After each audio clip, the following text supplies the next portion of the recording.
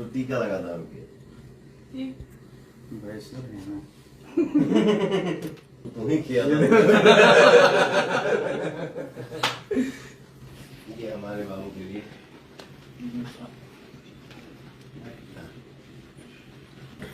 दाहिना हाथ से पहना पगला।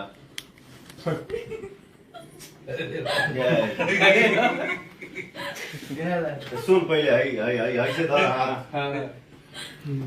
ऐसे डालो। हाँ ठीक है ना। हाँ ठीक है। चलो हैप्पी बर्थडे।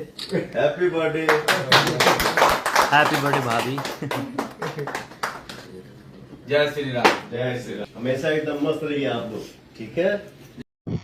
तो भाई लोग पावर स्टार पवन सिंह आज गुंजन सिंह का घर पे पटना पहुंच गए हैं और गुंजन सिंह का पत्नी का आज जन्मदिन था। तो पावर स्टार पवन सिंह पटना वाले घर पे गुंजन सिंह के पहुंच गए हैं।